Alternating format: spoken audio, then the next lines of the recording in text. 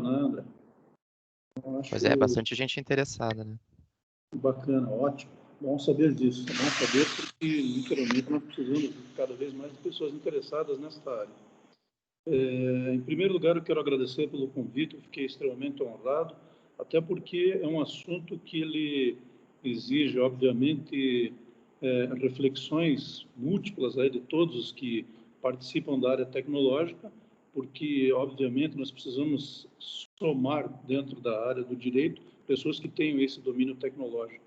Então, cada um dos que estão aqui presentes hoje, obviamente, é importante que acompanhe tudo que a gente tem a dizer e reflitam a respeito disso. Obviamente, quem quiser amanhã ou depois conversar a respeito do assunto, ou tiver algum questionamento ainda que reste depois da nossa conversa aqui, é importante que repasse, talvez para você mesmo, André, para que nós possamos esclarecer e subsidiar e eliminar as dúvidas, certo? Então, em primeiro lugar, eu não sei se você vai querer comentar alguma coisa a respeito do meu currículo, eu mesmo me apresento. Você mesmo se apresenta. A gente tem um mini currículo, mas uma apresentação breve é boa, né? Ótimo. Então, tá bom. Para aqueles que não me conhecem ainda, meu nome é Demetrios Gonzaga de Oliveira. Quem já ouviu falar de mim, ou quem já acompanhou alguma coisa aí, através dos canais de comunicação, sabe que eu criei a primeira unidade de combate a crimes cibernéticos do Brasil, que é o Núcleo de Combate aos Cybercrimes. Uma unidade cujo projeto eu apresentei já em 1994, quando ingressei na carreira policial, e que, ao longo do tempo, foi ficando cada vez mais reforçada a convicção de que, literalmente, era uma unidade que era necessária e que, obviamente, com o passar do tempo, seria cada vez mais exigida. O Núcleo de Combate aos Cybercrimes acabou sendo criado, embora a minha sugestão fosse de 94, ele foi criado aqui no estado do Paraná, e ainda assim o primeiro do Brasil, em 18 de novembro de 2005. Então, uma unidade criada especificamente para subsidiar as outras unidades policiais em investigações de crimes que tivessem sido cometidos mediante o emprego da tecnologia.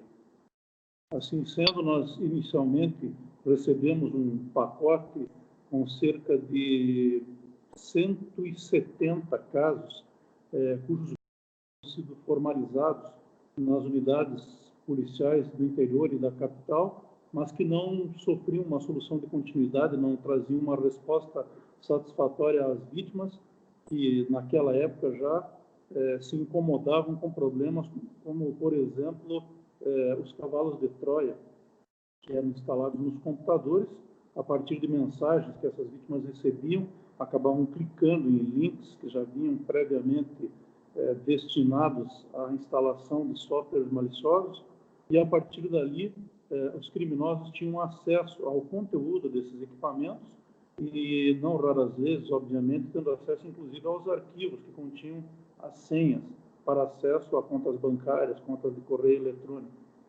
A partir desse momento, obviamente, que com o domínio do equipamento e com poderes, inclusive, de administração, esses criminosos literalmente faziam a festa à época. Então, muitos boletins de ocorrência que eram formalizados aí em todo o território nacional, aqui mais de perto, no estado do Paraná, como eu falei, cerca de 170 casos nos foram encaminhados desde o princípio. Então, nós ingressamos nesse trabalho de investigações, tentando fazer um link entre o conhecimento jurídico, que é o específico da carreira do delegado de polícia e mais típico, aliás, da toda a atividade policial, com o conhecimento tecnológico. Eu comecei a estudar as tecnologias em 1978, na época era o Colégio Estadual do Paraná, ele tinha um curso chamado Mecanografia e Processamento de Dados.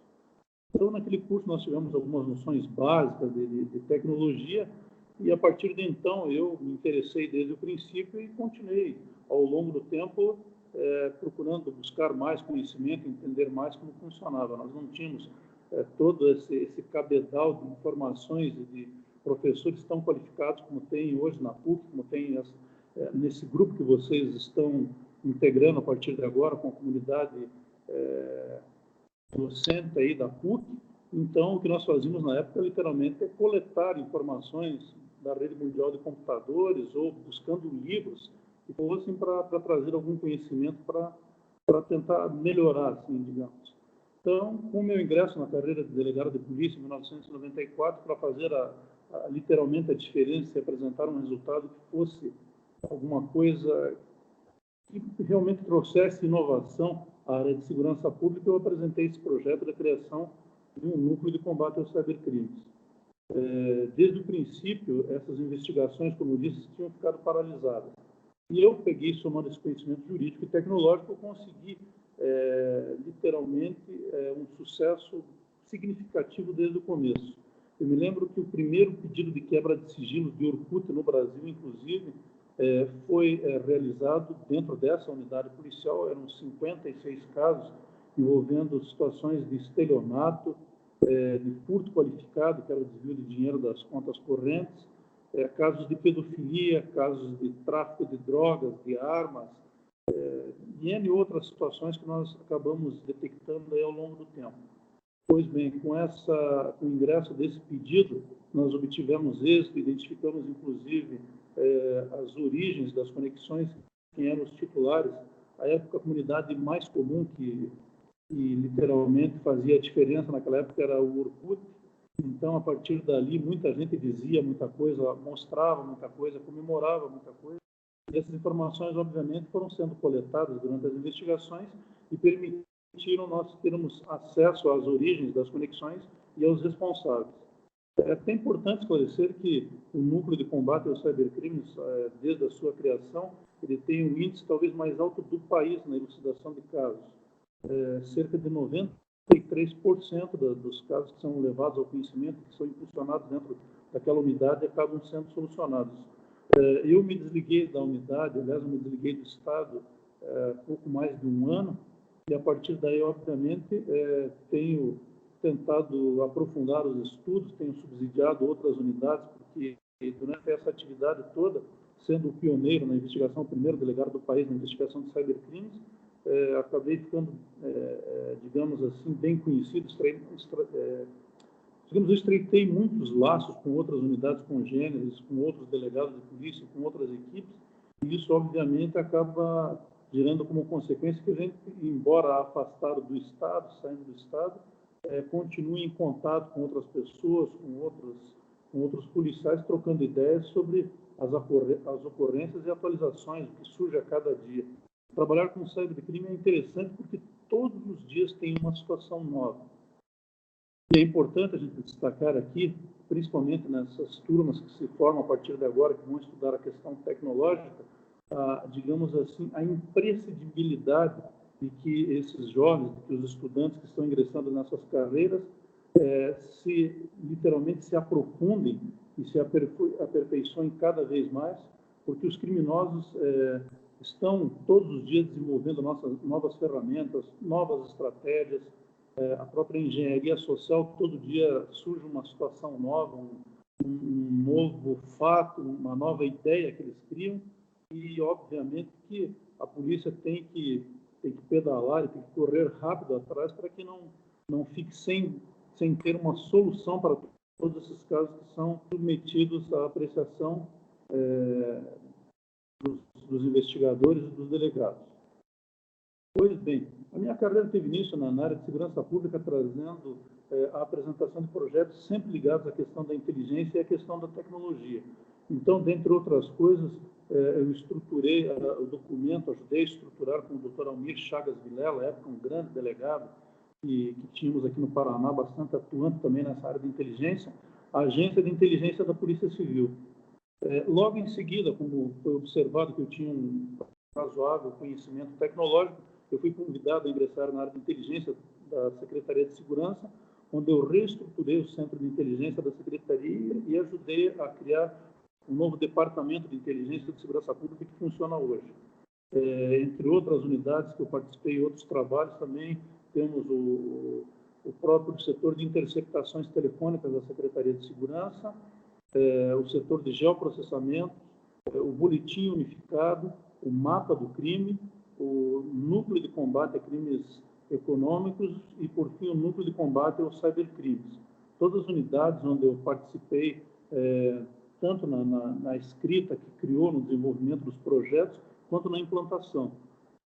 A partir do momento em que foi criado o Núcleo ao Combate aos Cybercrimes, obviamente, que essa informação chegando ao conhecimento de um público que vinha sendo lesado todos os dias e de todas as formas possíveis, o movimento foi aumentando significativamente, a tal ponto de que, para vocês terem uma ideia, durante o período em que eu permaneci lá, que foram quase 15 anos, desde a criação, eu criei a unidade e quando eu me aposentei, quando eu saí de lá, para vocês terem uma ideia, já tinham passado pelo núcleo mais de 250 mil casos de cybercrimes. Era um volume absurdo que gerava anualmente. Nós chegamos a ter anos lá que nós investigamos cerca de 20 mil casos.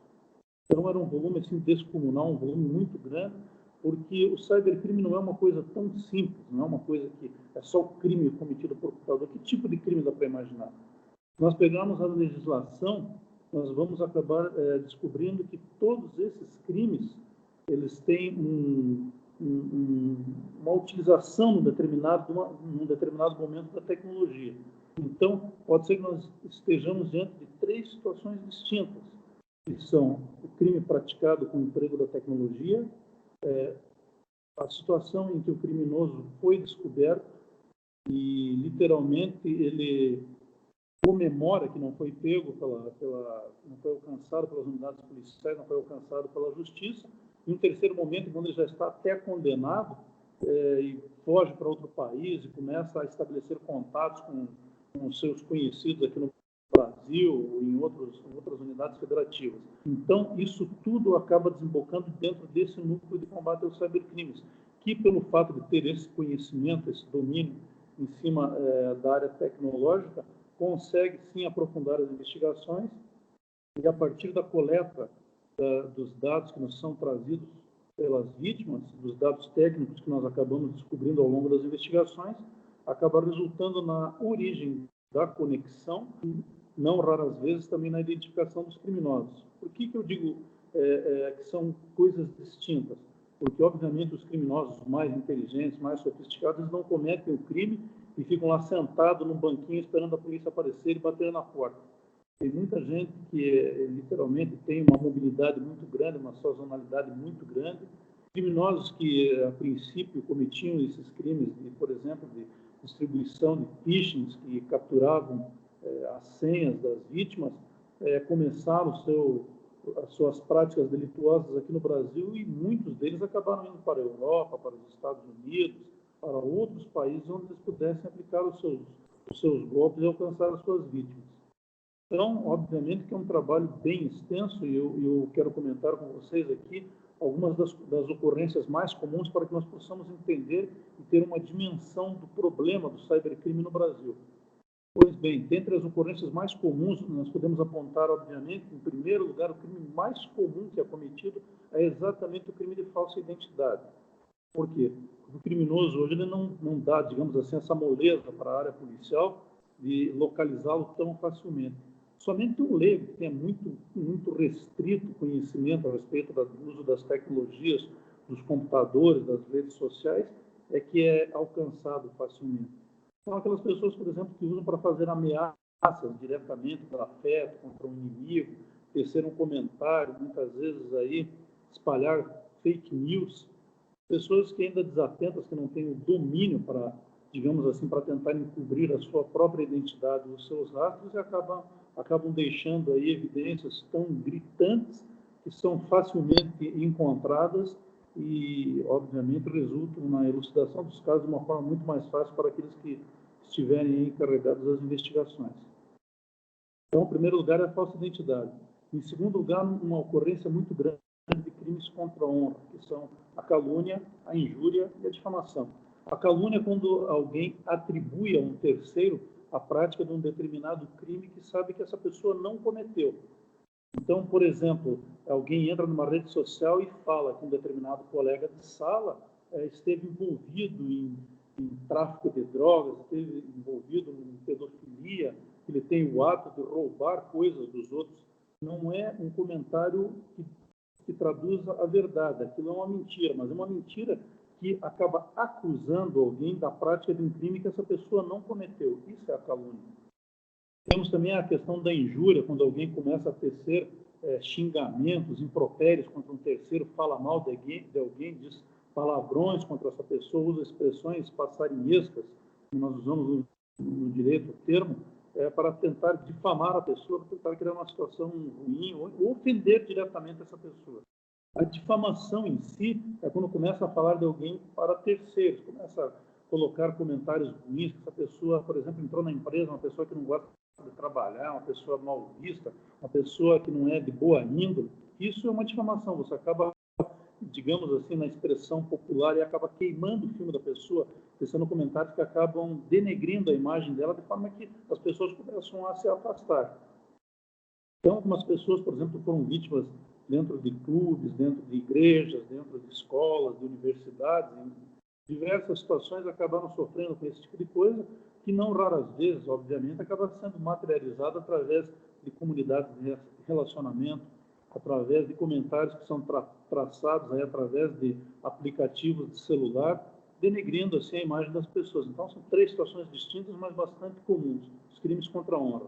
Obviamente que nós também trabalhamos muito com casos de crimes contra o patrimônio. Basicamente tem essa questão, a primeira, que mais incomodou no Brasil, como eu já mencionei, a questão do desvio de dinheiro de conta corrente, que eram os cavalos de Troia, os phishings, que acabavam literalmente permitindo acesso às senhas das contas correntes e o desvio do dinheiro. Depois nós tivemos muitas questões que ocorrem muito ainda hoje, tem que tomar cuidado agora, principalmente nesse período que está chegando a Black Friday, em razão das vendas com ofertas mirabolantes, onde as pessoas acabam ofertando produtos que acabam não entregando. O estelionato, nessa área do cybercrime, ele pode se dividir em 2 situações distintas. Primeiro, você se interessa por um determinado produto, faz os questionamentos, recebe as respostas, você acaba promovendo, digamos, o pagamento que é solicitado pela pessoa e acaba não recebendo o produto, porque é um golpe, que é um falso estabelecimento comercial que criou um sítio virtual para enganar as pessoas com propagandas de ofertas mirabolantes, extremamente convidativas, que as vítimas não conseguem, digamos assim, resistir e acabam depositando, colocando dinheiro e perdem. A segunda situação dentro do estelionato ocorre quando você, de boa fé, boa vontade, querendo vender, por exemplo, um determinado equipamento, anuncia, digamos, num site de leilões, ou faz um anúncio qualquer virtual, e num determinado momento alguém se interessa, faz os questionamentos, responde tudo direitinho, a pessoa pega, diz que fez a transferência, que fez o pagamento, manda um comprovante para você, só que esse comprovante é falso. O que acontece? Ele, obviamente, ele tenta ser muito rápido, pede que você, quando ele manda o comprovante, já pede que você proceda ao encaminhamento da mercadoria, e você acaba tomando prejuízo quando descobre que aquele depósito acabou não se concretizando, que ele não é verdadeiro. Acontecia muito em sites de leilões, por exemplo, tem um muito famoso aqui no Brasil, onde as pessoas fazem suas compras virtuais, que depois que você, no princípio pelo menos eles faziam assim, depois que você fazia a compra, eles mandavam um comprovante para o vendedor dizendo que a venda foi concretizada, que o pagamento foi recebido, que ele poderia encaminhar a mercadoria. E nessa situação as pessoas encaminhavam e acabavam sofrendo prejuízo. Tem outras situações ainda que nós investigamos dentro dessa questão de cybercrimes, que é a apologia e incitação ao crime. Quando alguém, por exemplo, pega uma determinada prática criminosa, como é a agressão a alguém, como é uma determinada prática de depredar, por exemplo, o patrimônio público, e a pessoa acaba tecendo elogios. Não, que bacana, vocês fizeram um negócio bacana, legal, isso aí, pô, você tem muita coragem e tal. Isso é uma apologia, você está estimulando uma prática, enaltecendo algo que é um delito. E há também a incitação do crime quando você literalmente desafia alguém a praticar a mesma situação. Vamos ver se você é homem de fazer a mesma coisa, repita, quero ver se você tem coragem para fazer isso. Então você estimula uma pessoa, você incita, você provoca aquela pessoa a praticar um determinado crime. Isso é literalmente a incitação ao crime. Além disso, nós temos outras situações aqui que eu aponto, que são vistas com muita frequência, que é a questão, por exemplo, do racismo. Ele acontece de uma forma bastante significativa.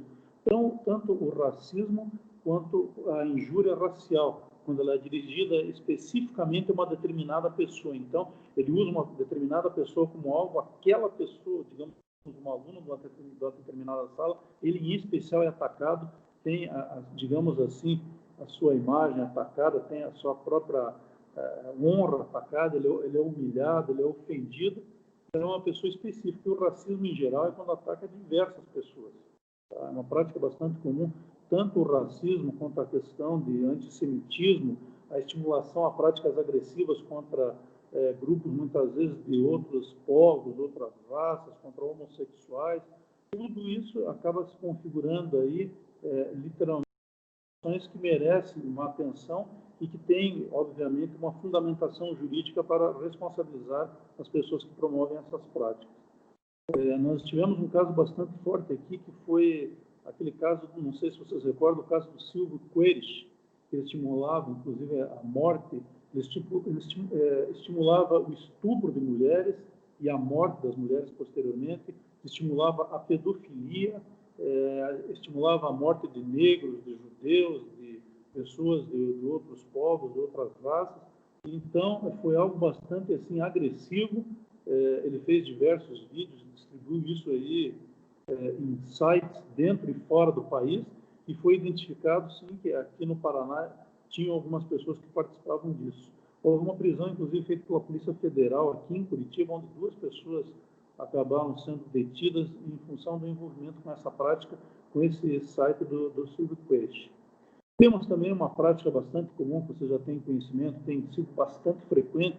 Aliás, nesse período agora da pandemia, teve uma alta que gira em torno de 30% a 35%, que é a questão da própria exploração sexual de crianças e adolescentes.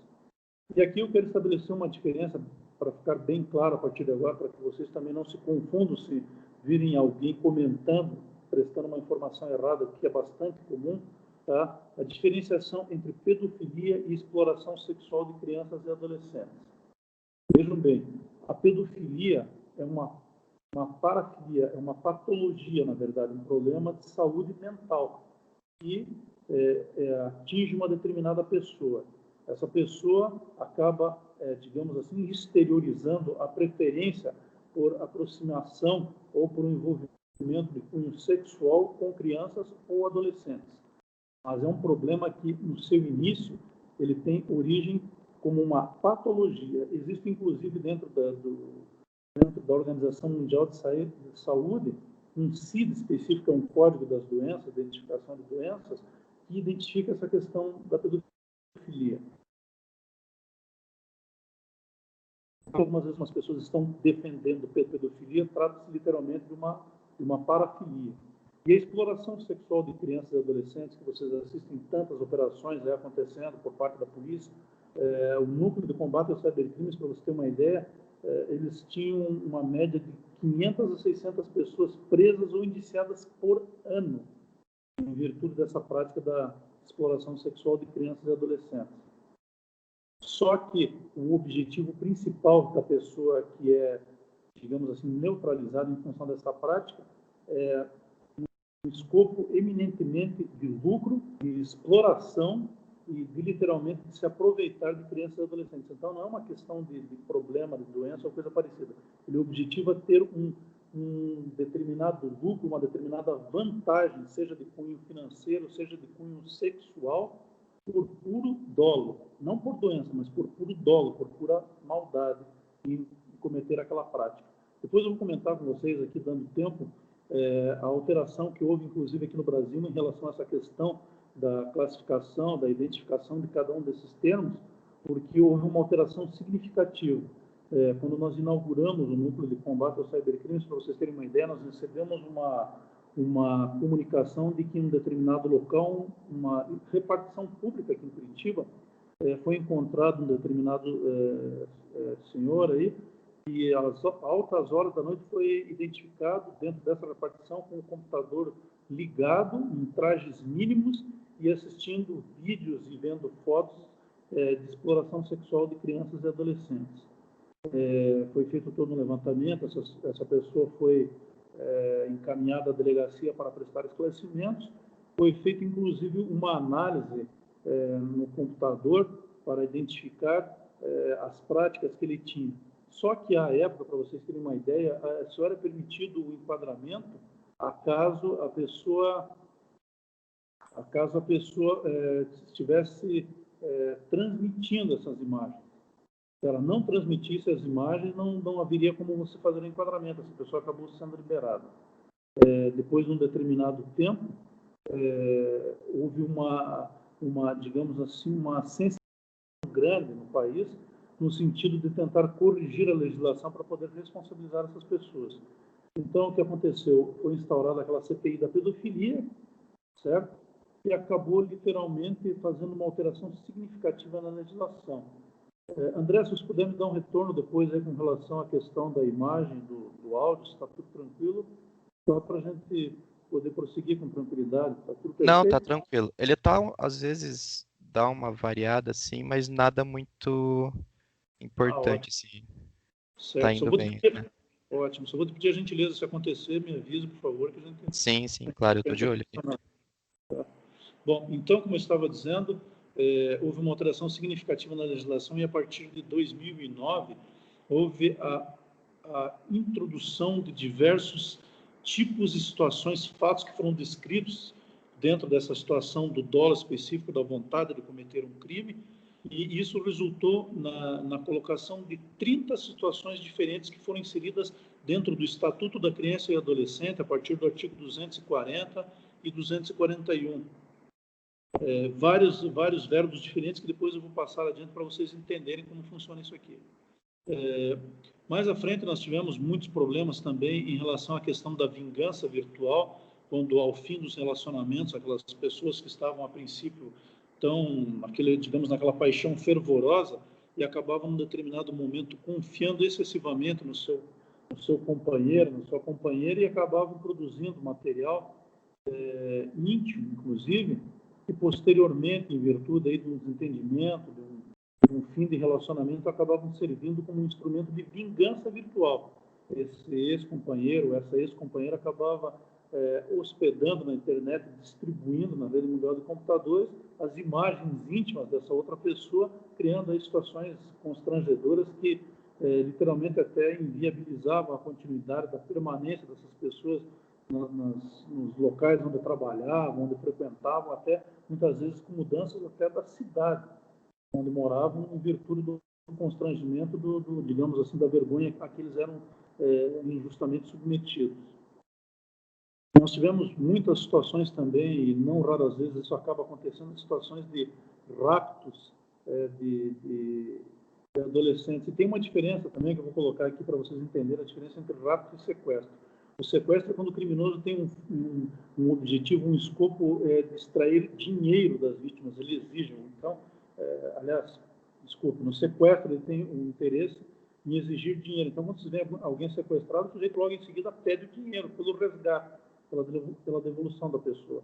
E no rapto, não. No rapto tem um fim emotivo. Então, tem um envolvimento, tem, digamos, um relacionamento preliminar. O jovem lá fica apaixonado pela menina e, em determinado momento, os dois resolvem sumir do mapa, resolvem fugir juntos e deixam a família toda preocupada. Isso, na verdade, é o rapto, porque tem um fim digamos assim, uma paixão envolvida, ou tem um sentimento de vingança envolvida.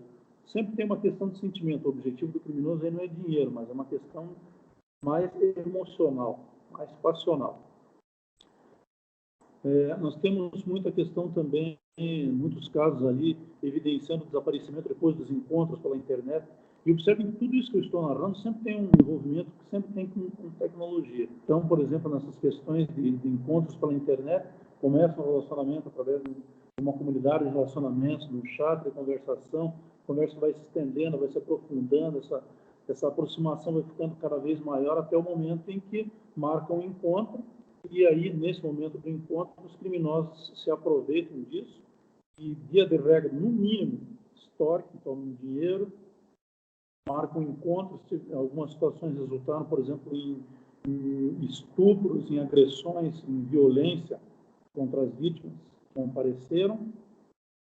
Em outras situações, algumas pessoas acabaram sendo literalmente mortas pelos criminosos e depois dos encontros, iam até a casa das vítimas, marcavam o encontro.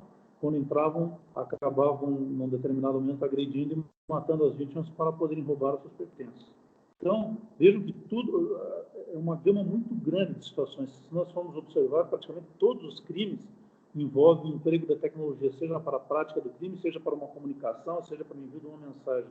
E tudo isso, ao final, obviamente, acaba resultando numa investigação mais aprofundada, seja no campo do levantamento dos dados contidos em computadores, em telefones celulares, seja através de análises forenses computacionais profundas que são realizadas pelos institutos de criminalística e que coletam esses dados, buscam essas informações para trazer, sim, para fortalecer um conjunto probatório e, literalmente, conseguir responsabilizar os responsáveis por esses crimes. Situações muito constantes também de tráfico de seres humanos, tráficos de órgãos, são situações todas que acabam a gente descobrindo, inclusive isso não de uma forma tão digamos assim, anunciada, tão exposta. Obviamente, nós, quando tratamos aqui da questão de investigações em sites, na internet, nós também abordamos e estamos também tratando da questão da própria situação da Deep Web, que é, digamos, a mesma internet que não tem indexação, mas que, em virtude de ter um significativo volume de sítios virtuais estruturados para troca de informações, para passagem de fórmulas, para vendas de determinados produtos que são literalmente decorrentes de contrabando ou de descaminho, acabam aí sugestionando muitas vezes a prática de crimes, passando fórmulas, dando ideias de como praticar determinados crimes. Nós sabemos, inclusive, de situações em que é sugerida a criação de determinados artefatos explosivos, ensinadas determinadas práticas, voltando àquela questão que nós tratamos inicialmente da questão da apologia, uma incitação ao crime.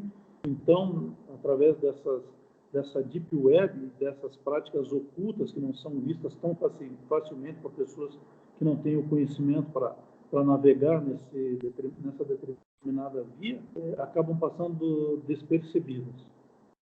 Eu me lembro, inclusive, que durante o período da Copa das Confederações e Copa do Mundo, quando fui requisitado pelo Ministério da Justiça, fiz um trabalho profundo, inclusive, lá a respeito da questão da Deep Web, e nós encontramos, à época, planejamentos para matar, literalmente, autoridades públicas, autoridades religiosas aqui no Brasil durante os grandes eventos. Então, nós participamos ativamente, fizemos um trabalho de inteligência tecnológica dentro desse campo, durante o período da Copa das Confederações, a Copa do Mundo e mesmo durante as Olimpíadas, no sentido de localizar os grupos organizados que, de forma subreptícia, navegavam pela rede e transmitiam comandos para que pessoas, digamos assim, que não tivessem um domínio mental tão grande, acabassem se vendo influenciadas por esses criminosos que direcionavam as ações e os planejamentos. Vocês devem recordar, talvez, alguns casos gravíssimos que nós tivemos aqui no Brasil. Talvez vocês lembrem a questão da chacina do Realengo, onde aquele jovem Wellington literalmente acabou entrando em uma determinada escola onde ele já havia estudado e, segundo ele alegou, havia sofrido bullying, essa desmoralização, essa perseguição e humilhação dentro da escola, e como uma forma de vingança, ele se planejou, ele se premeditou para ingressar naquele ambiente escolar e matar diversos alunos. Só que para ele poder planejamento, ele precisou de um conhecimento específico que ele acabou encontrando exatamente dentro da rede mundial de computadores, e mais em especial ainda em relação a grupos que literalmente tinham como hábito incitar a violência, incitar o racismo, o antissemitismo, ensinar inclusive como adquirir armas, como utilizar armas, como fazer um planejamento para ingressar dentro de um determinado estabelecimento e ter sucesso, digamos assim, em crimes de homicídio em massa. E, obviamente, que ele coletou todas as informações. Havia, inclusive, à época, uma suspeita de que parte dessas informações que esse jovem Wellington, que promoveu a chacina do Realengo, teria coletado junto àquele pessoal daquele site que eu mencionei no começo, do site Silvio Queires. Então, segundo resultou lá na informação prestada inicialmente, quando ocorreu a prisão dos responsáveis por aquele site, havia suspeita de uma conexão entre esse jovem Wellington e os responsáveis por aquele site. A questão, nós temos ainda muito, agora já não acontece tanto, mas ela foi assim de um grande volume, incomodou muita gente, a questão das sex teens, né? Os jovens que acabavam disponibilizando imagens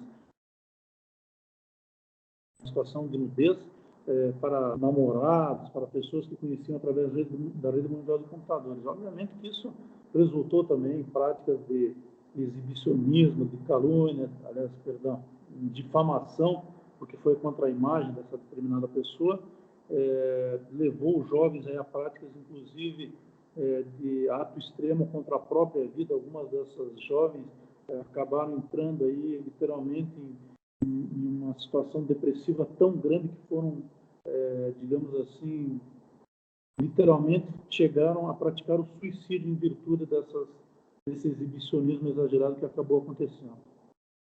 Nós tivemos muita questão aí de cyberbullying, de rap-slapping, todas as práticas que acontecem dentro das escolas.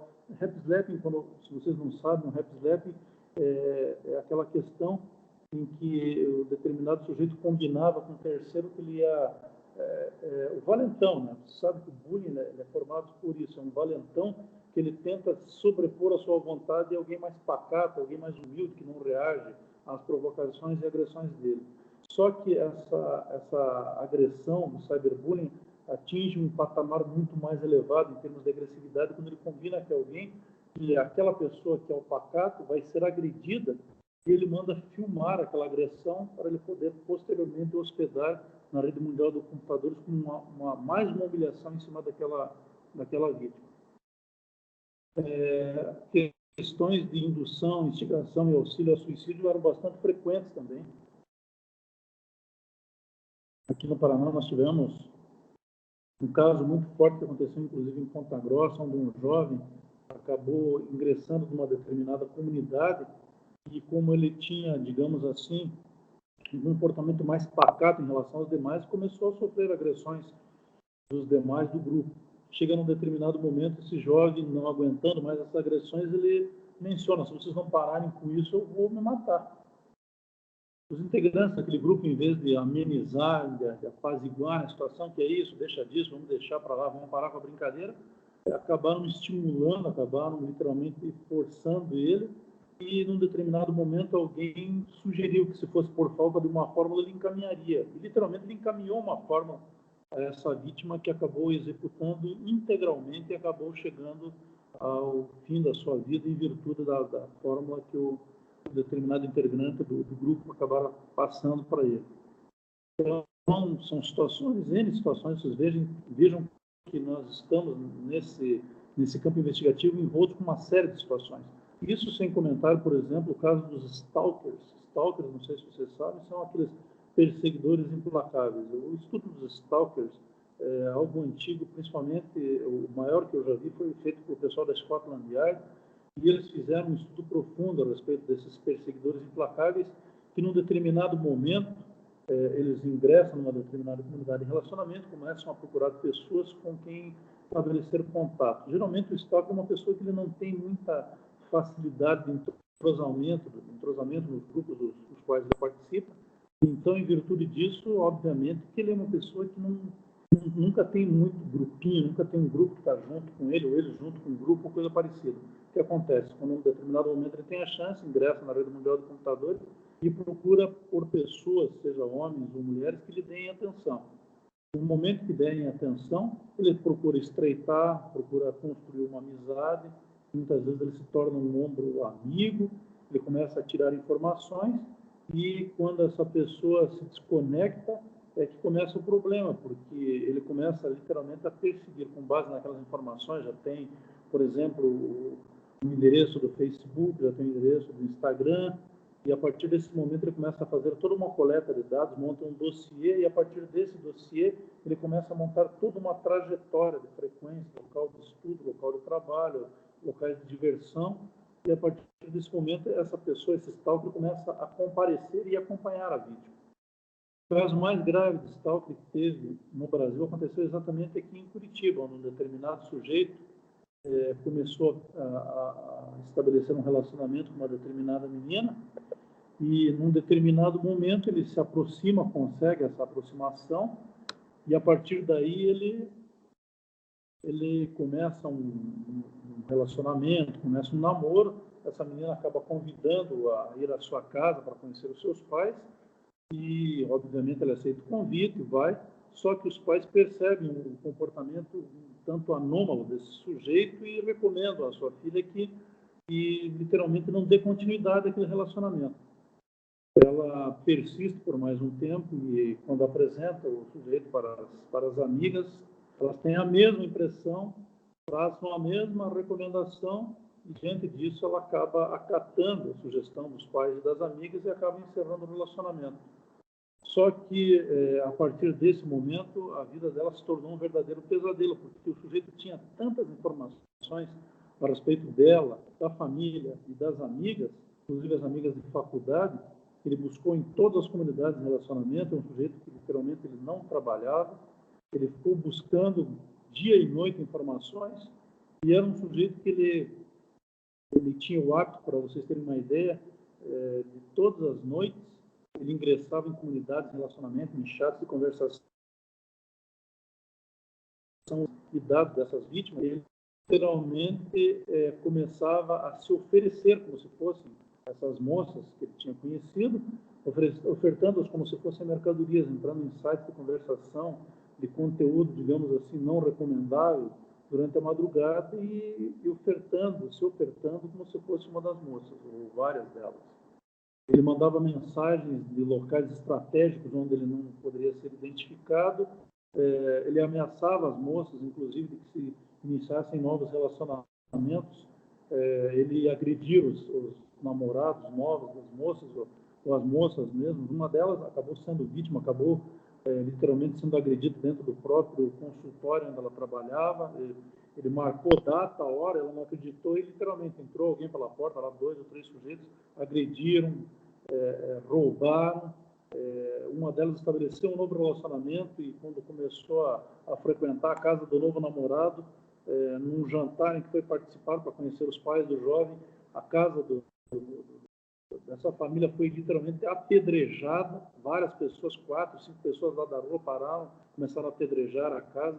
Então, é literalmente uma perseguição implacável que não cessa facilmente. Esse sujeito que tinha, eu sempre menciono, as piores características que nós podemos encontrar num criminoso. Em primeiro lugar, ele tinha formação, ele tinha um bom conhecimento tecnológico. Então, ele conseguia se mobilizar dentro das comunidades, dentro da rede mundial de computadores, investigando, descobrindo, se infiltrando em determinados espaços, coletando informações. Ele tinha a formação jurídica, então ele sabia como, por exemplo, como uma autoridade policial pensaria se fosse fazer uma investigação dessa natureza.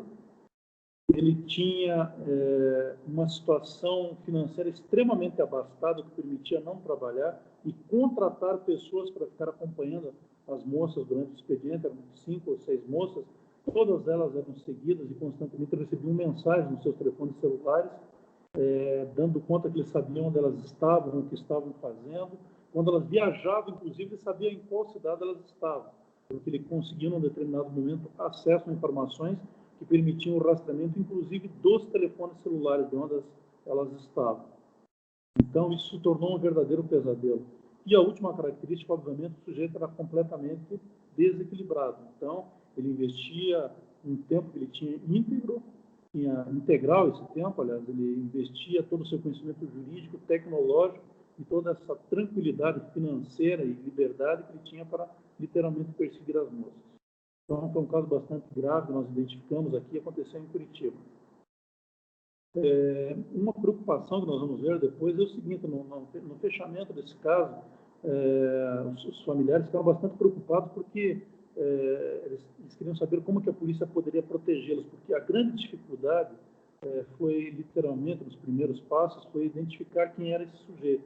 Essa investigação passou por várias delegacias antes de chegar até o núcleo de combate aos cybercrimes e ninguém conseguia elucidar. Quando chegou lá, levou cerca de 60 dias para ter todas as provas, todas as evidências, todas as conexões, de forma a comprovar que era literalmente essa determinada pessoa. Então, a família perguntou, uma vez agora identificado, como a polícia faria para proteger as moças, uma vez que ele seria chamado a prestar satisfações na justiça e poderia, obviamente, isso poderia se traduzir, digamos, numa represália, num comportamento agressivo como resposta a essa descoberta, né? As famílias queriam saber como nós protegeríamos, e a polícia realmente a Polícia Civil ela investiga fatos que já aconteceram, ela não presta serviço de segurança particular de proteção. Obviamente que eles teriam que contratar segurança para isso, e eu me recordo que as famílias até estavam pensando em desistir, encerrar essa investigação para não levar adiante, temendo pela segurança das jovens. Temos também muitos casos aí envolvendo chacinas, como eu mencionei para vocês, já a própria situação do caso do Wellington aqui no Brasil traduz uma situação que ele deve ter encontrado e serviu como referência, porque o modus operandi é exatamente o mesmo, uma situação de um caso de um jovem que aconteceu na Alemanha, na cidade de Winnenden. O nome do jovem era Tim Kretschmer. Ele alegou que sofreu bullying por parte dos colegas e, num determinado momento, ele ingressou na escola dele e matou 12 alunos e 3 professoras, todos com tiros na cabeça. Tá? Então, esse jovem, quando a polícia chega para tentar neutralizá-lo, ele acaba, em determinado momento lá de absoluto descontrole, acaba ceifando a própria vida. Tá? Isso aconteceu em 2009. Depois, se vocês observarem, o modus operandi é o mesmo, e a situação do jovem Wellington, no Rio de Janeiro, acontece em 2012, seguindo praticamente os mesmos padrões. Tá? Depois nós tivemos uma outra situação que aconteceu, se não me engano, foi em Suzano que aconteceu, aqui em São Paulo, uma situação semelhante, que também seguiu os mesmos modus operandi. Isso aí nos preocupa, sabe por quê? Porque, por exemplo, o jovem Wellington, na chacina do Realengo, esse vídeo eu acredito que esteja disponível ainda no YouTube. Se vocês procurarem, talvez encontrem ainda o vídeo que ele fez e disponibilizou antes dele entrar na escola e matar as pessoas e cometer o suicídio também. Ele disse literalmente que existiam outros amigos, outros colegas, outras pessoas, outros grupos que estavam prontos para dar uma resposta à altura a todas essas questões de bullying que os jovens sofriam nas escolas. Então, percebam que indiretamente acaba se tornando, aliás, nem indiretamente, diretamente acaba se tornando um influenciador. Num determinado momento nós temos plena consciência, plena sanidade mental e sabemos discernir entre o que é certo e o que é errado. Nós sabemos também que, infelizmente, essa é a verdade, existem pessoas que não têm tanto domínio e são facilmente influenciáveis por pessoas como essas. Então, num determinado momento quando você vê o mesmo modus operandi, o mesmo volume de pessoas atingidas, a mesma estratégia que foi utilizada em 3 situações diferentes que ocorreram digamos, com um intervalo de 3 a 5 anos, a gente consegue perceber, sim, que há um certo grau de influência que está atingindo pessoas que não têm uma sanidade mental perfeita para discernir entre o certo e o errado.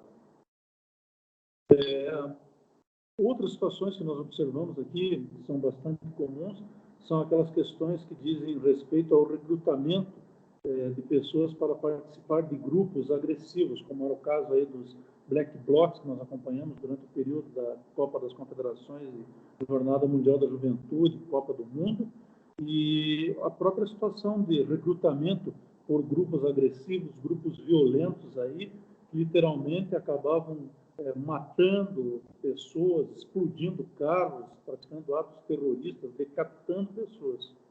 Isso é algo bastante forte que tem atingido, tem influenciado aí jovens no mundo todo. E aqui no Brasil foram detectadas, inclusive, algumas situações dessa natureza. Obviamente que precisa ter uma resposta à altura também a esse tipo de situação, até para que isso não prolifere. Nós precisamos, obviamente, descobrir a origem, de onde parte isso.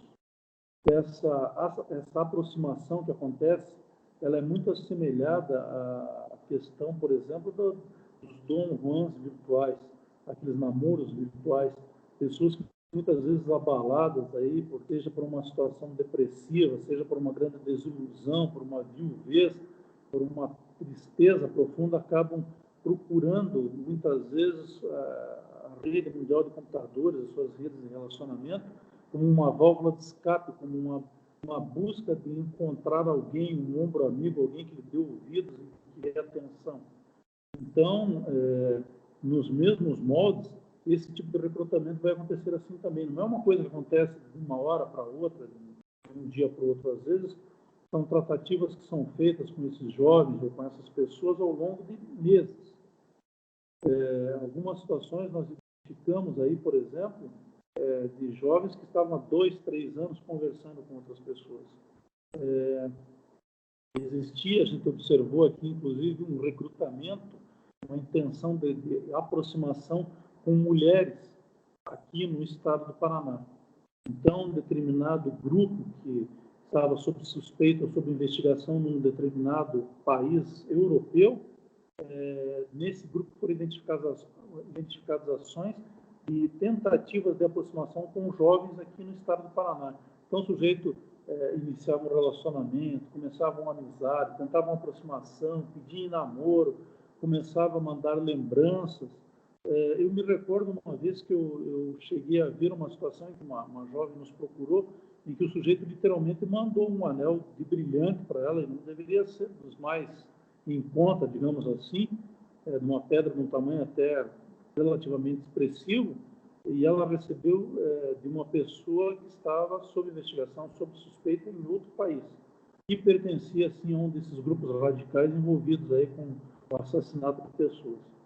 Então, nos mesmos modos, Black Bloc e esses grupos todos eles têm uma forma de aproximação, outra que se serve exatamente desse isolamento, desse inconformismo, desse momento de depressão. Tá? Então, eu vou evoluir aqui em mais algumas práticas. André, deixamos as perguntas para o final, né? Isso, a gente está coletando algumas perguntas que já foram feitas aqui, e daí no final a gente abre para quem quiser fazer mais perguntas, complementar. Perfeito. Aí, se você tem um tempo que você quer que eu termine, assim, que horário, só para eu saber, para deixar um tempo para a gente responder essas perguntas. Eu acho que 15 minutos é suficiente, eu acho. Então, Mas vamos fica até a teu 8h15 critério. aqui. Vou dar uma acelerada, vamos até 8h15, daí a gente parte para as respostas. Bom, Tranquilo. então, só relembrando para vocês que não tinham acompanhado, eu sugiro que pesquisem a respeito o caso do Tim Kretschmer na Alemanha, o caso da chacina do Realengo aqui no Brasil, a situação que teve um ataque em Medianeira aqui no Paraná em 2018, em setembro de 2018, tá? Onde um aluno invadiu uma escola aí e atirou contra colegas aqui também. Temos ali a situação de Suzano. Em Suzano foram, se não me engano, foram 7 pessoas que foram mortas, entre alunos e professoras, tá?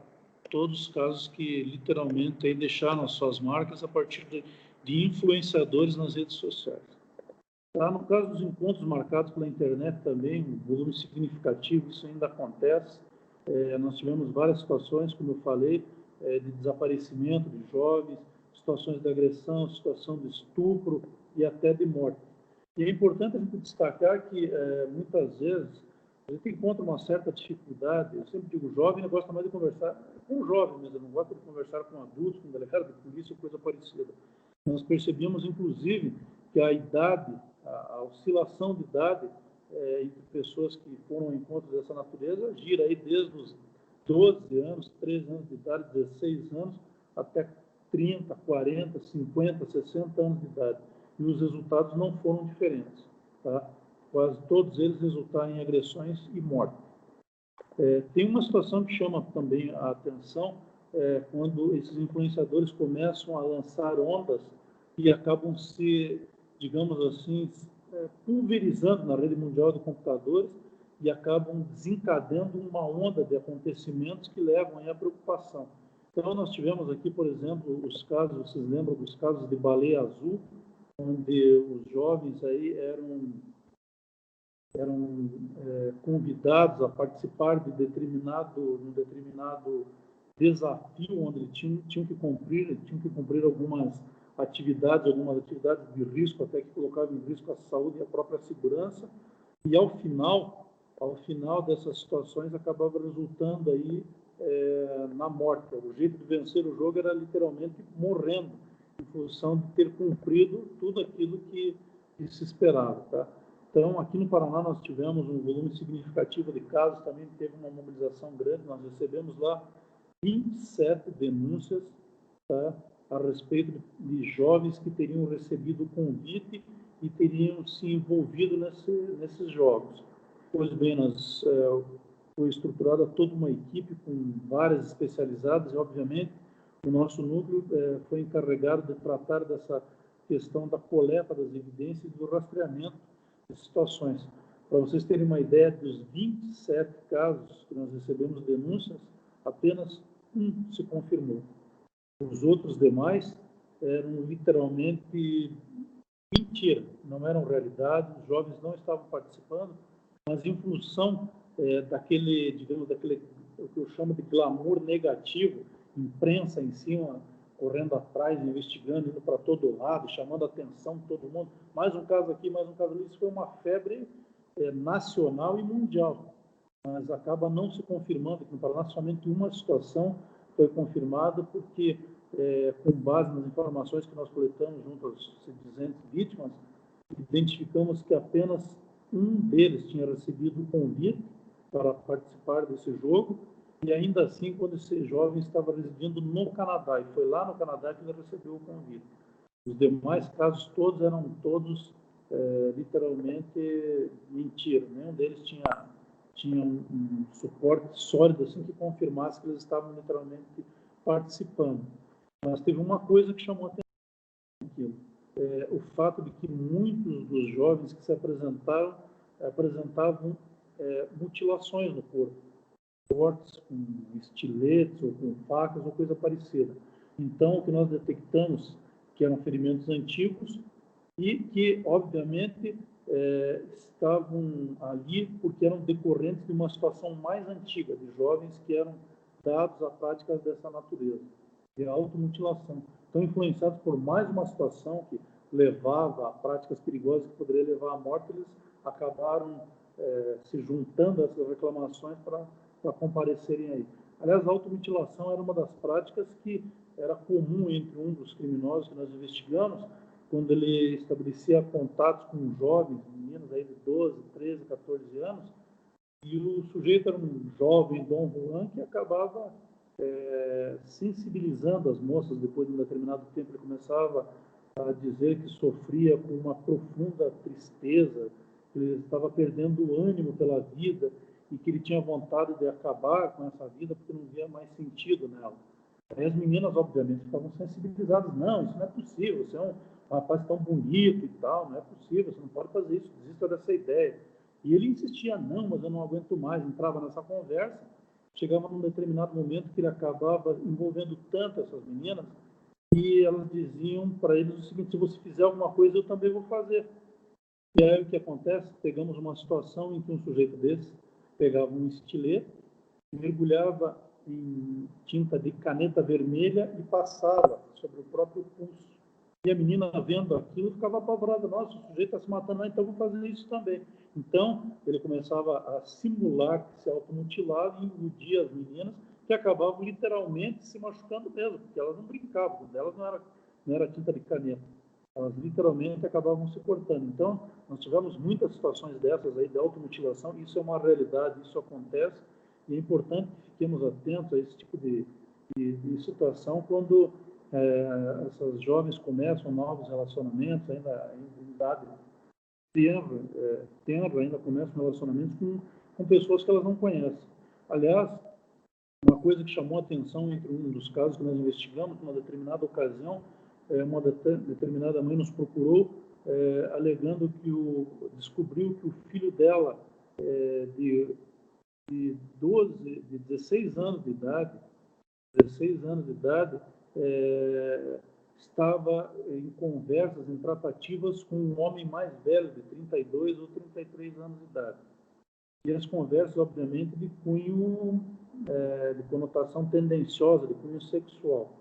A mulher estava preocupada com isso e queria saber o que estava acontecendo, queria que identificasse o criminoso, só que ela trouxe umas conversas em que ela, no momento de imprimir, ela não colocou o nome de quem, o codinome de quem estava conversando. Nós pedimos que trouxesse o equipamento para um levantamento de informações mais preciso.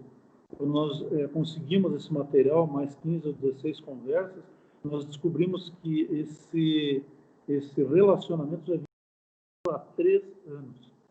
E, inclusive, já tinha literalmente se concretizado, se formalizado através de encontros que o filho dela estava mantendo com um determinado sujeito que era foragido de uma penitenciária. Então, situações, vejam, todas situações investigadas pela polícia, não é só uma questão de invasão do computador, cybercrime abrange um volume significativo de outras ocorrências aí que as pessoas sequer imaginam. Uma outra situação que foi, digamos assim, bastante projetada, que deu uma série de sabores para todo mundo, foi a questão do Momo. Não sei se vocês lembram, aquele boneco japonês que era encaminhado para determinadas pessoas que recebiam com mensagem, estabeleciam contatos com adolescentes também, e inclusive ameaçavam, faziam sugestões para esses jovens, para determinadas práticas, e ameaçavam que se eles contassem para os pais, o sujeito iria matar os pais desses jovens. Então, causou aí também uma paura generalizada, mas também nenhum caso concreto aqui em Curitiba que tenha acabado tenha se confirmado em relação a isso. Mas a febre saiu na imprensa, isso se espalhou de uma maneira que acabou gerando toda uma paura generalizada. Mas, infelizmente, eu conversei algumas vezes com o pessoal da imprensa e falei: determinadas práticas, determinadas notícias devem ser apuradas assim com maior profundidade, com muito maior cautela, porque se você acaba divulgando uma notícia dessa natureza, como Momo, como baleia azul, coisa parecida, acaba muitas vezes influenciando jovens aí que não têm, digamos assim, um desenvolvimento mental completo ou que são facilmente influenciáveis por determinadas notícias. E isso acaba resultando em situações como aquela que eu mostrei a vocês, em que em 27 casos apenas um acaba se confirmando. Entre outras situações, eu mencionei com vocês situações em que eu estive requisitado pelo Ministério da Justiça, lá em Brasília, trabalhando durante os grandes eventos. Nós detectamos situações, inclusive através da Deep Web, onde, por exemplo, eu vou mencionar, vou passar uma para vocês aqui, onde um determinado sujeito, utilizando uma imagem de uma psicopata que foi penalizada com a pena de morte lá nos Estados Unidos, estimulava que aqui, durante o evento da Jornada Mundial da Juventude, as pessoas se reunissem para matar o Papa, quando ele estivesse aqui no Brasil. Então, ele colocou assim mensagens, por exemplo, Papa bom é Papa no caixão. O Papa tem que morrer, o sacrifício é necessário, gente. Tem que morrer em nome do nosso país. Então, vejam que parece brincadeira, né? Parece que ninguém vai atender mais. Quando nós detectamos, essa rede já estava formada aí por quase 30 pessoas que participavam, estabeleciam contatos e estavam, digamos assim, bastante próximas, assim, bastante convencidas de que as sugestões que esse sujeito passava eram que mereciam atenção e o apoio deles. Estavam já solidarizados com esse tipo de prática. Tivemos também incitações aí a práticas como, por exemplo, colocar fogo em igrejas. Aliás, vocês sabem que é uma prática que tem acontecido hoje ainda. Então, o que acontece? O cybercrime, em determinadas situações, ele pode fazer digamos assim, pode passar por esse fenômeno de, em um determinado momento, ele desaparece e daqui a pouco ele volta. Então, por exemplo, nos danos à imagem, as pessoas que, por exemplo, disponibilizam imagens para fotografias em situações de intimidade, por exemplo, essa pessoa pode ser vítima agora, e num determinado momento essas imagens desaparecem da rede, e daqui a 5 ou 10 anos o sujeito inventa de colocar novamente em exibição. Isso não para nunca mais, é um loop. Por isso que não tem como você garantir a uma vítima desse tipo de prática que ela nunca mais vai se incomodar. Não sei se vocês recordam, eu participei inclusive daquele programa lá do Serginho Groisman sobre o caso daquela atriz global, que teve imagens expostas aí. E eu me lembro que uma das primeiras perguntas que ele fez foi no sentido de que, uma vez que a polícia resolvesse o caso, ela não ia se incomodar mais. E eu falei que isso era impossível, porque não tem como você saber que uma imagem que vazou na rede mundial de computadores não volta amanhã depois. Então, isso é um fenômeno que nós chamamos de revitimização. A pessoa vai sofrer hoje, vai sofrer daqui a 5 ou 10 anos, porque se o sujeito guardou num pendrive, num CD, coisa parecida, e inventa de criar um novo site, um novo perfil e começar a distribuir aquele tipo de material, obviamente que a vítima não vai ter sossego tão cedo. Nós temos ainda aí uma série de situações que envolvem influências que são feitas sobre os jovens, e são situações que, obviamente, hoje não vai dar tempo para a gente discutir aqui, mas são situações que vêm ocorrendo através do emprego da tecnologia e sem que muitas vezes as pessoas percebam. Isso pode vir, uma influência pode vir de forma subliminar, através de uma música, através de um filme, através de um jogo. São situações assim que, a princípio, não são percebidas pelos pais, porque, obviamente, eles soltam as tecnologias nas mãos dos filhos e não fazem um controle. Obviamente que em busca de comodidade, muita gente hoje adotou essa prática de ter um modem Wi-Fi dentro de casa e no momento que vão dormir deixam aquele modem ligado, e nesse período, obviamente, os jovens ou crianças que são mais curiosos, que não conseguem desgrudar da internet, esperam e os pais irem dormir e literalmente acessam e começam a estabelecer novas amizades, novos contatos, ingressar em comunidades de relacionamento, chats de conversação, e isso, obviamente, não tem freio. Então, muitos dos problemas que nós temos hoje em dia é exatamente em decorrência desse tipo de situação que acontece muito. Para vocês terem uma ideia, eu comentei aquela situação da questão da pedofilia, da alteração que houve na legislação. Para vocês terem uma ideia, são 30 situações diferentes, tá? Eu tinha comentado, inclusive, se vocês quiserem anotar, eu peço que confirme a questão da pedofilia, que é uma patologia, tá? Tratada cientificamente como uma anomalia de natureza patológica. O código da Organização Mundial de Saúde aponta o código F65.4. Não é tratado, veja bem, pode parecer estranho, vocês devem ter sofrido já com esse tipo de comentário de pessoas que, infelizmente, não conseguem fazer a diferenciação ainda, com o fato de dizerem que a pedofilia é crime. Tá? Ela não é tratada na legislação brasileira como crime. No Brasil, pedofilia não é crime. O que é crime é a exploração sexual de crianças e adolescentes, que é aquilo que eu falei, a obtenção de uma determinada vantagem, que pode ser o lucro ou pode ser uma vantagem sexual quando força, por exemplo, um determinado encontro de natureza sexual. Tá? Então, se vocês querem encontrar a descrição de todos esses verbos, vocês têm que procurar lá no Código Penal, artigos 240 e 241. Vou fazer uma síntese bem rápida para vocês terem uma noção. Que foi incluído como verbo. E é importante que vocês estejam atentos, porque eu tenho certeza que vocês devem ver práticas dessa natureza acontecendo muitas vezes durante o dia, nos seus locais de trabalho, às vezes nos locais, nos clubes, nos locais onde vocês vão, acabam vendo situações dessa natureza. Quais são esses verbos que dizem respeito à exploração sexual? Produzir, reproduzir, tá?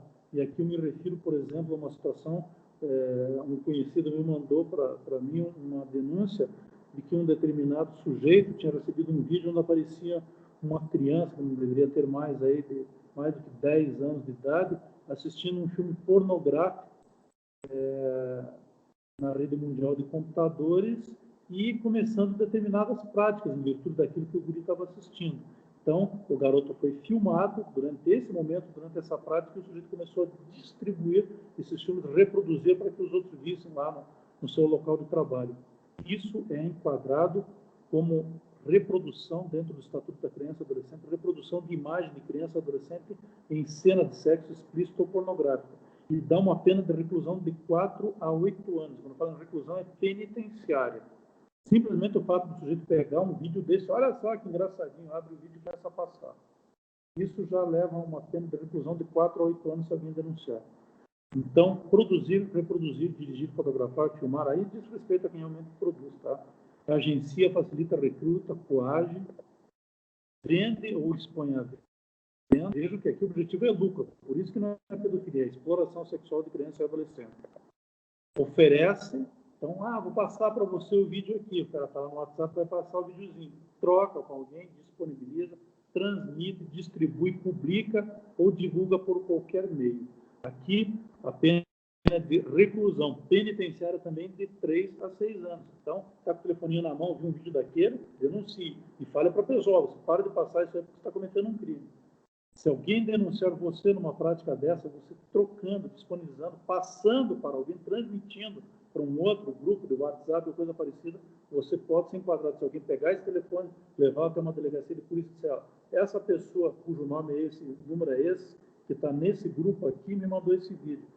Vai ser indiciado, vai ser preso e vai ser indiciado por exploração sexual de criança e adolescente com uma pena de 3 a 6 anos de reclusão. Vejam que é uma prática bastante comum, vocês já devem ter visto isso acontecendo. Temos ainda a questão de adquirir e, olha só, possuir. Se alguém viu um vídeo dessa natureza, está no teu computador, está no teu telefone celular, você possui. E segundo o Estatuto da Criança e Adolescente, no 241B, a pena é de reclusão penitenciária também de 1 a 4 anos. Vejam como é grave esse tipo de situação. E armazenar, né? Ter isso guardado no pendrive, no telefone, no computador. Tá? Chama atenção também para que aliciamento, que é aquela questão do sujeito que fica bancando Dom Juan, querendo convencer uma criança a determinada prática, a se despir a determinada prática, também leva uma pena de 1 a 3 anos de reclusão. Mas esse convencimento só serve para crianças. Se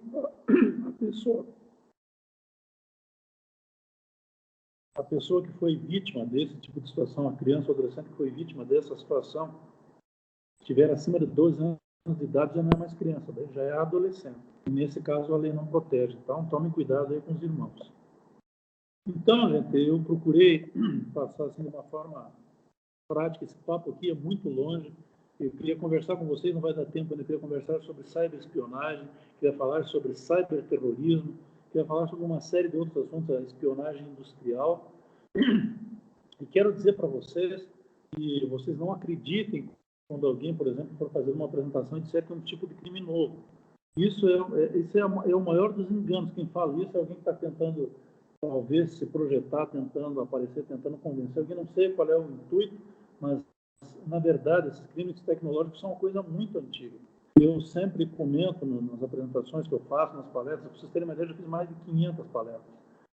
O tempo que nós precisaríamos aqui varia talvez meses conversando sobre cybercrime, sobre cada um dos focos diferentes, sobre o enquadramento de cada situação, sobre a questão da análise forense computacional, sobre o que deve ser observado. Nós temos agora a Lei Geral de Proteção de Dados, que vai exigir aí novas práticas, novas medidas, que é um assunto extremamente preocupante no qual eu venho batendo há muitos anos, quando empresas, por exemplo, usam os nossos dados cadastrais, como nós fazemos lá um determinado cadastro, uma determinada empresa, distribuem, trocam informações para todo lado, sem nos questionarem, sem nos perguntarem.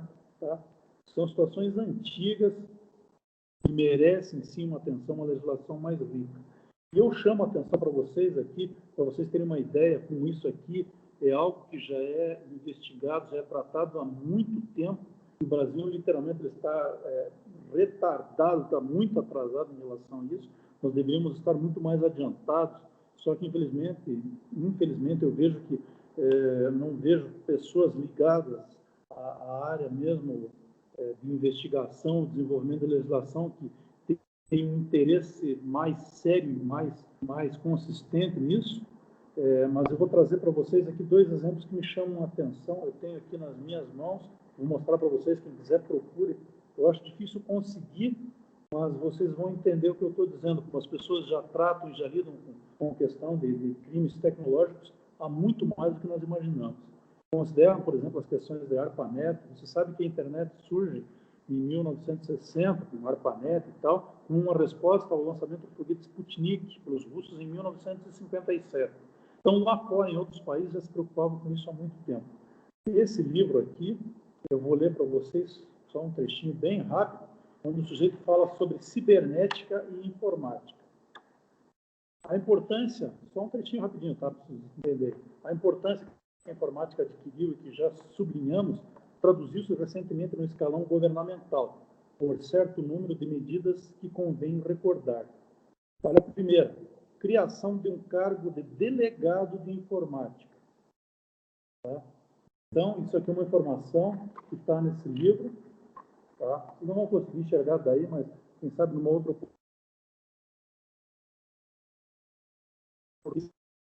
Chaves... Cortou um pouquinho a transmissão. Tá. Voltou? Você acha que dá para continuar já?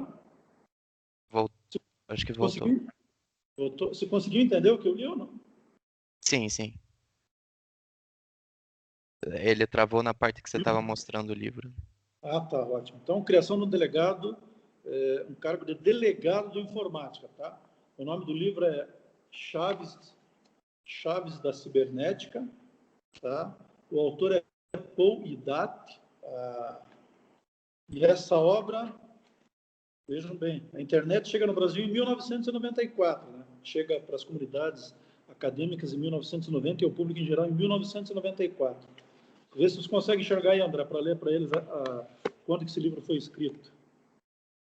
1972. 1972.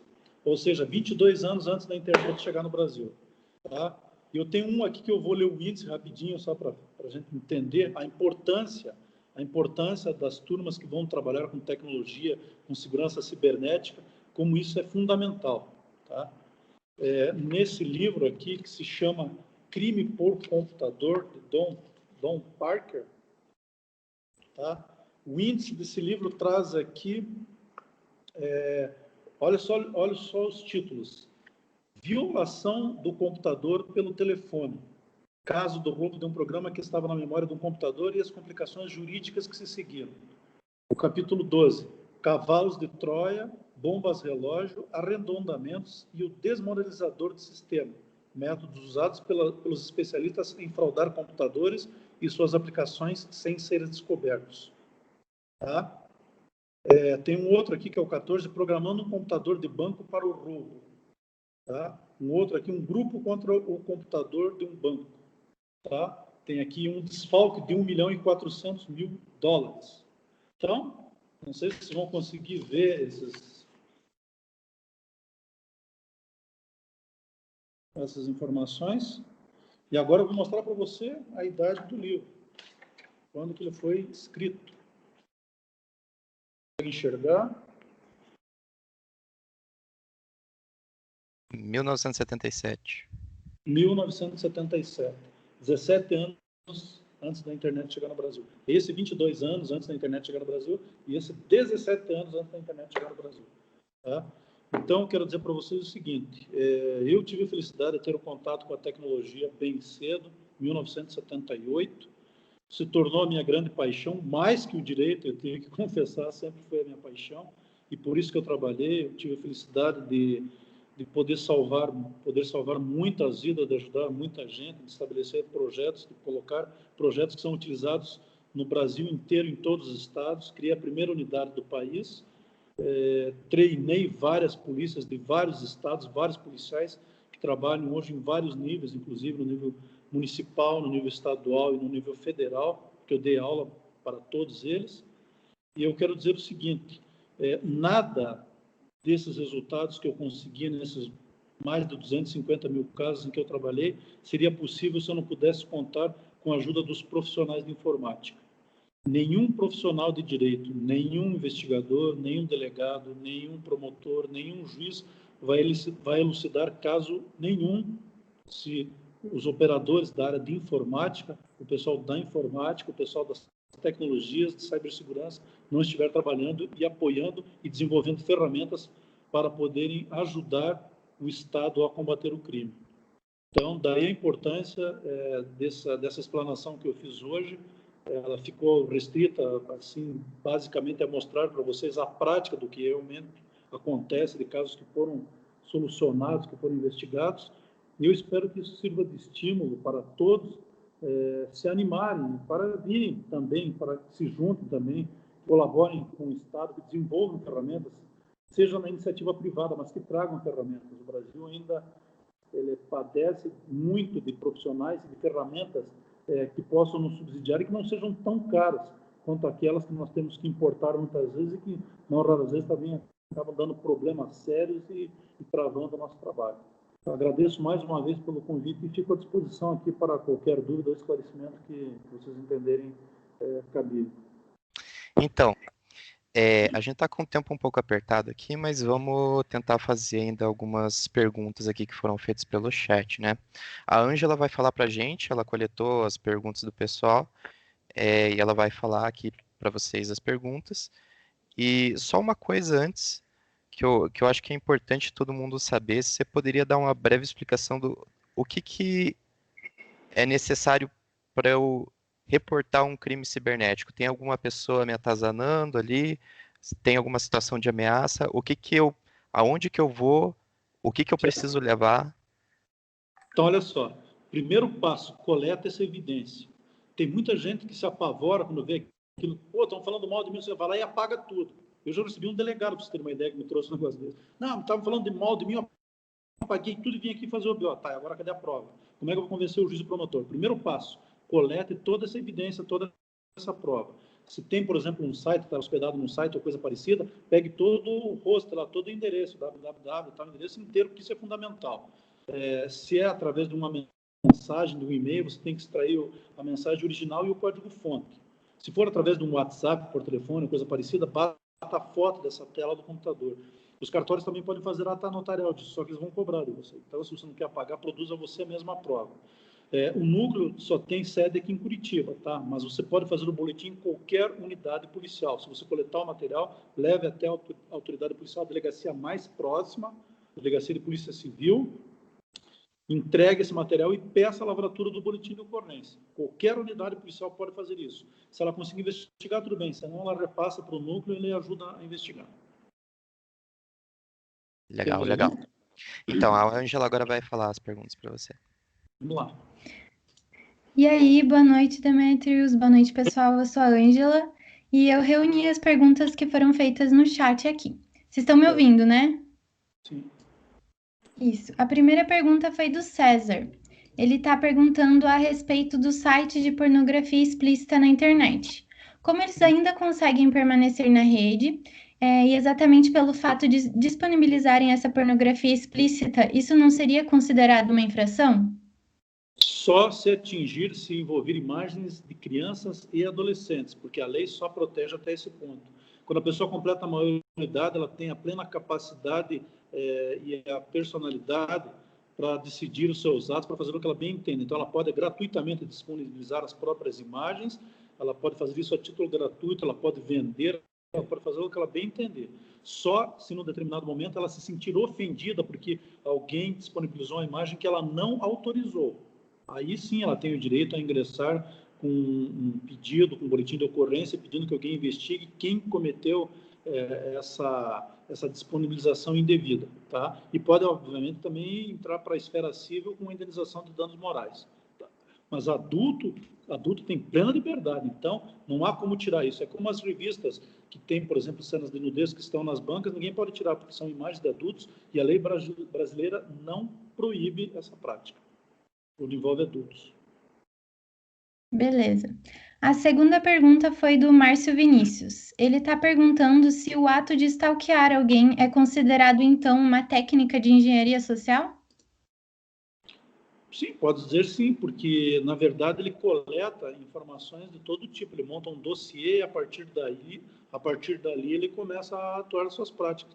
A engenharia social, por exemplo, no hackerismo, por ataque, por invasão, o sujeito vai ficar investigando redes, vai ficar investigando sistemas operacionais, que tipo de proteção tem ou não tem, qual é o roteador, onde é que ele vai promover o ataque, ele faz todas aquelas varreduras e tal, toda uma coleta de informações.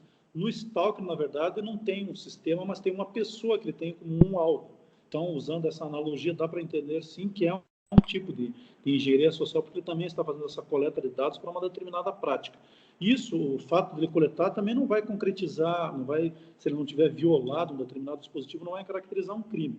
Mas, num determinado momento, ele começa a usar, por exemplo, aquelas imagens contra a pessoa, mentindo, caluniando, injuriando, difamando, ou proferindo algum tipo de ameaça, ou importunando, aí sim pode haver uma caracterização de um determinado delito. A próxima pergunta é do Henrique Alves. Ele está perguntando como o núcleo de cybercrime atuaria em uma situação envolvendo deepfake? Olha, na verdade, nas situações de deepfake, o que nós vamos fazer, nós temos que tentar identificar a origem.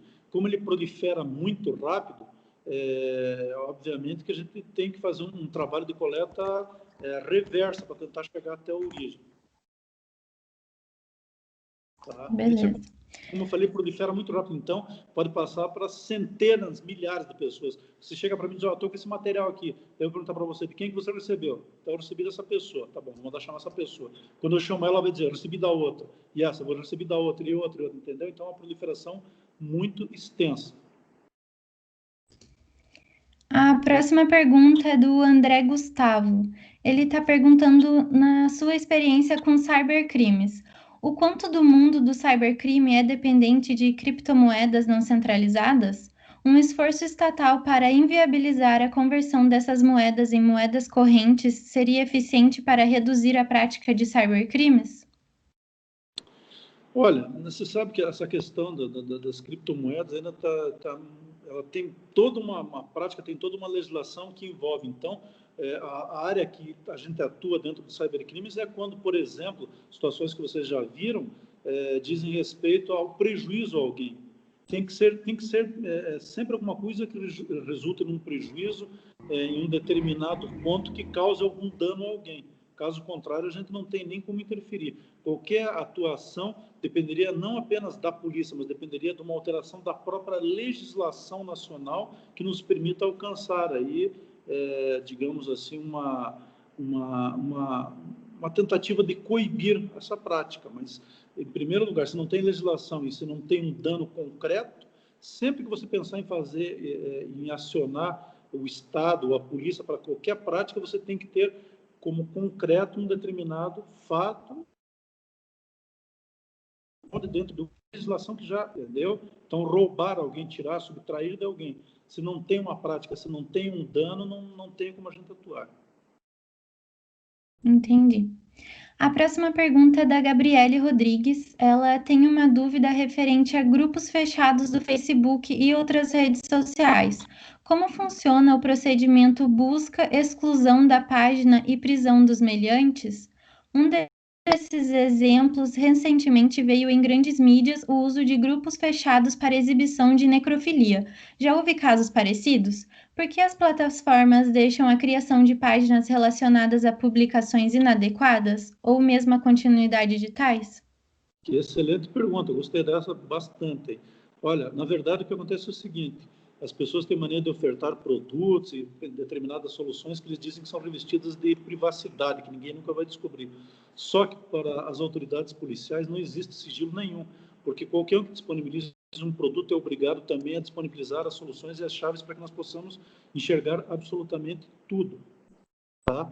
Então, grupos, situações dessa natureza aconteceram várias vezes. Nesses casos, o que nós fazemos são alcançar determinadas decisões judiciais que nos permitam acesso amplo e restrito a todo mundo que participa desses grupos, quem manda, quem não manda, quem está envolvido ou não.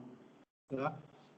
Então, por exemplo, quando alguém adota determinadas práticas, nós temos que tomar um outro cuidado. Existe um aspecto que é muito íngreme nessa situação, que diz respeito exatamente ao fato de que a legislação brasileira traz determinados tópicos, determinados temas que não raras vezes não são combatidos em outros países. Então, alguns, por exemplo, desses serviços são originários de outros países. Eu me lembro que tinha umas determinadas práticas, principalmente de cunho racista, quando eu criei o núcleo aqui, que eram feitas por um determinado grupo chamado White Power São Paulo, se não me engano. E eu me lembro que eu descobri o servidor deles nos Estados Unidos. Pois bem, eu consegui toda uma representação, todo um trabalho, uma decisão judicial para encaminhar para os Estados Unidos, e quando bateu lá, não era configurado como crime. Depois houve uma alteração na legislação, mexeram e tal, eles passaram para outro provedor em outro país. Então, tem que haver, inclusive, digamos assim, um paralelismo de combate a esse mesmo tipo de modalidade. Então, determinadas práticas que são proibidas aqui no Brasil, em outros países não são. Então, nem sempre a gente obtém êxito em conseguir neutralizar esse tipo de prática. Muito bom. A próxima pergunta é do Vinícius. Ele está perguntando qual o tamanho da equipe que trabalha em cibersegurança no núcleo atualmente. Eu acho que está mais vinculado assim, à formação, ao preparo deles, né, para poderem ingressar na área. Né? Bom, basicamente, eu sempre fui extremamente radical, até no nível de, digamos assim, de inteligência e de percepção. Então, tem que ser pessoas assim, extremamente inteligentes, tem que ser realmente bastante dedicadas, aplicadas. Basicamente, não é só uma questão de direito e questão de tecnologia, nós precisamos também de pessoas que tenham um conhecimento diversificado. Então, praticamente, todas as áreas cabem ali dentro, até questão psicológica para atender pessoas, tem menores de idade, tem pessoas que ficam com determinados traumas, têm que ser atendidos. Você não pode simplesmente chamar um adolescente, uma criança para conversar com uma autoridade policial, com um delegado. Então, nós precisamos de alguém que tenha um perfil ou tenha formação na área psicológica. Nós precisamos de pessoas que tenham conhecimento, por exemplo, na área de história, na área, inclusive, você vê, nós tratamos aqui da área da questão de criptomoedas.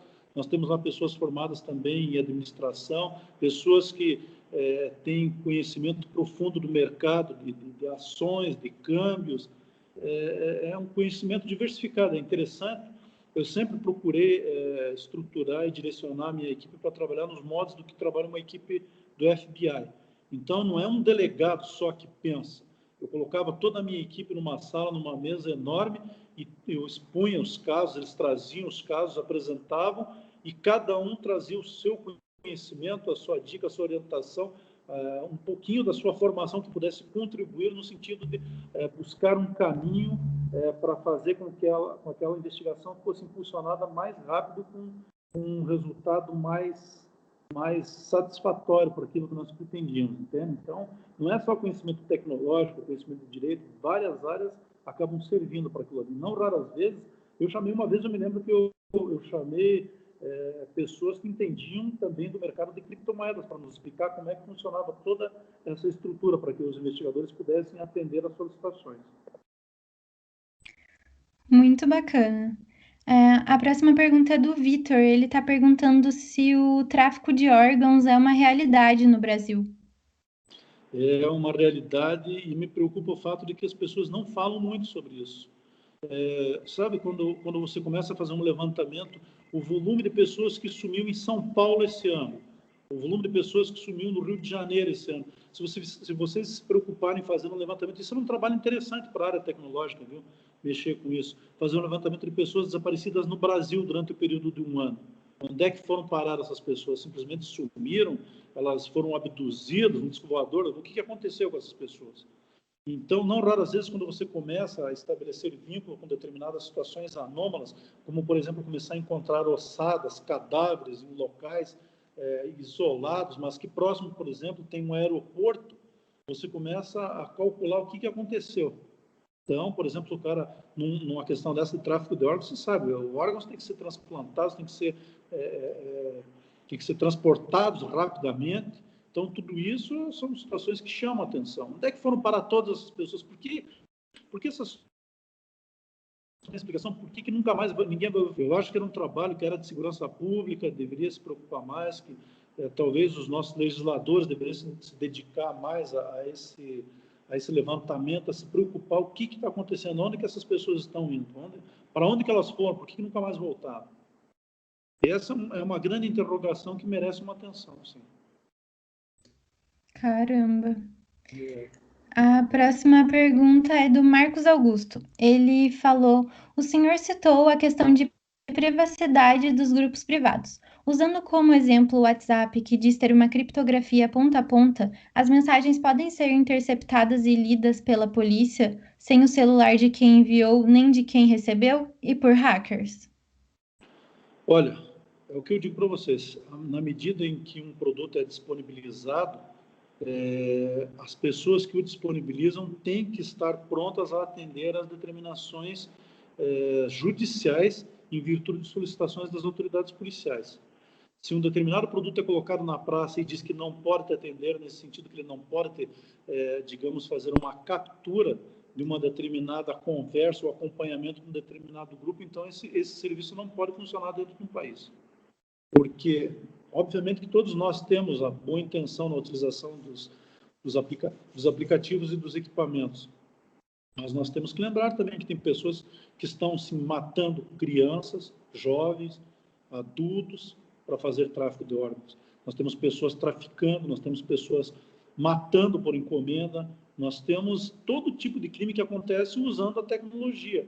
E não é admissível que um determinado produto possa servir como uma barreira, como um escudo de proteção, de forma que qualquer criminoso ou qualquer grupo de criminoso possa agir livremente, protegido, sem que ele possa ser localizado e identificado, porque está utilizando exatamente aquela ferramenta.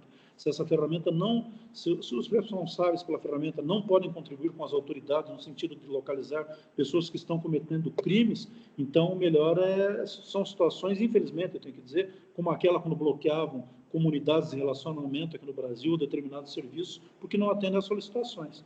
Não dá para criar, é o mesmo que conceder, imagina o pessoal da tecnologia criando uma armadura, um escudo que proteja o criminoso de forma que ele possa sair matando, estuprando, roubando, fazendo o que bem entende e ninguém nunca mais vai alcançá-lo.